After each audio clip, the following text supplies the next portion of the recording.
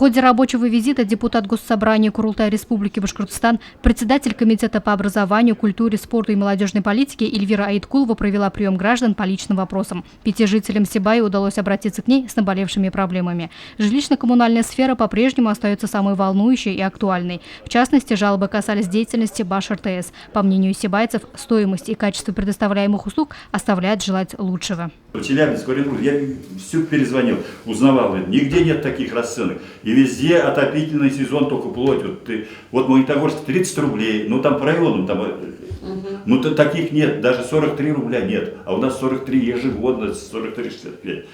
Это монополист, как это с ним бороться с этим Баш-РТС?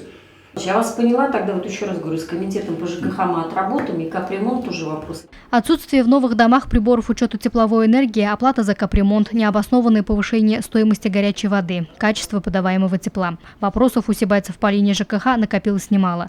Не осталось в стороне и сфера здравоохранения. Горожан волнует отсутствие в больнице компьютерного томографа, что негативно сказывается на здоровье и жизни пациентов. У нас не работает томограф, давно не работает. В общем, причина там поломка. Сама поломка, чтобы восстановить томограф, нужно около 9 миллионов. На следующий год по линии уже федеральной запланировано, что та аппаратура, которую простаивают в каких-то медицинских организациях, а где-то ее нету, уже написали, где ее нету, будет перераспределяться. Поэтому вот это Минздрав наш направил, чтобы они посмотрели, когда у себя ревизию будут делать с вами. Как председатель территориального общественного самоуправления поселка Обогатители, Елена Александровна не оставила без внимания острую проблему. Отсутствие тротуара и пешеходной дорожки на улице Белова создает опасность в первую очередь для учащихся 2 школ. В 2015 году по программе «Реальные дела» через «Единую Россию» мы сделали 1 тротуар. А вот на следующий год мы планируем как раз взять Белово.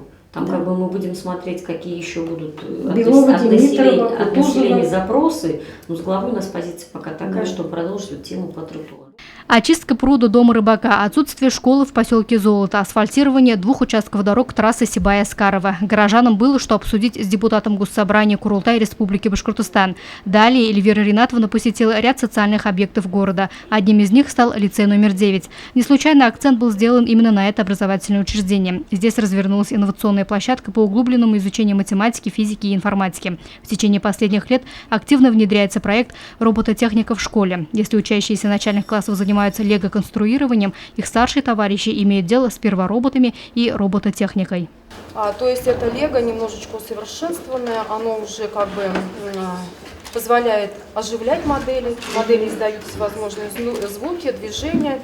Здесь мы вводим понятие таких элементов, как двигатель, датчики движения, датчики наклона. И, в общем-то, ребята, используя ноутбуки, как бы создают всевозможные алгоритмы и с помощью их уже свои модельки оживляют.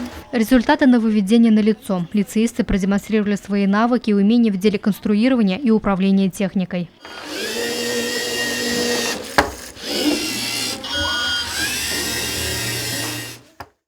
И все это благодаря родителям и спонсорской поддержке подшефной организации Сибайского филиала и Учелинского ГОКа. Внедрение в образовательный процесс робототехники способствует лучшему освоению точных наук, развитию логического мышления, памяти. В планах у руководства 9-го лицея создание начальной школы продленного дня, что позволит учащимся дополнительно заниматься по тем или иным предметам. А для осуществления задуманного необходимо увеличение площади школы. Председатель комитета Госсобрания Курултай Эльвира Айткулова обещала посодействовать в решении этого вопроса. Сегодня у нас глава республики ставит очень четкую задачу переориентировать нашу молодежь все-таки на технические науки, переориентировать наши школы, чтобы они готовили в разных форматах учеников, в том числе используя дистанционные технологии, переориентировать, наверное, наше где-то мышление, обыденное, что все-таки республика должна быть таким центром инженерной мысли. И мы сегодня видим, что вот этот призыв услышан, и в Сибае он уже конкретно начал реализовываться, и, конечно, такой школе хочется помогать.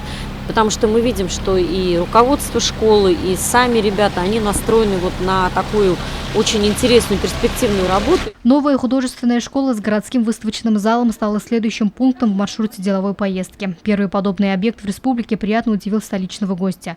Просторные кабинеты, новые возможности для творения произведений искусств, доступность дополнительного образования детям-инвалидам дает возможность направить подрастающую молодежь в нужном направлении, отметила Эльвира Ринатовна. Год назад мы еще в поддержку, в том числе я, подписывала бумаги с ходатайством в правительство республики.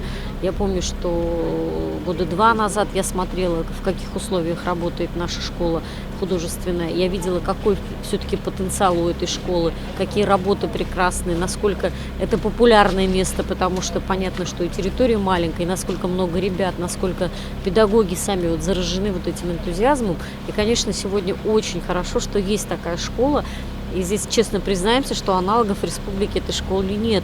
Завершающей точкой маршрута стала улица Чайковского, где благодаря проекту «Реальные дела» для удобства передвижения жителей поселка Сармат в этом году появился пешеходный тротуар. Рабочий визит депутата на этом завершился, но обоюдное сотрудничество еще продолжится. Осибайцы остаются в ожидании разрешения вопросов, с которыми они обратились. Ну и в целом впечатление от города очень хорошее, потому что была сегодня сессия городского совета, и вместе с партией пообщались. Видим, что экономические показатели, несмотря на то, что ситуация в целом по стране и по республике, мы видим снижение экономических показателей, что ситуация в городе держится на уровне и по уровню безработицы, и по индексу промышленного производства. Поэтому город живет, будем говорить, в своем обычном таком рабочем режиме. Луиза Мустафина, Радмир Сингулов, Любовь Карпова, телекомпания СТВ.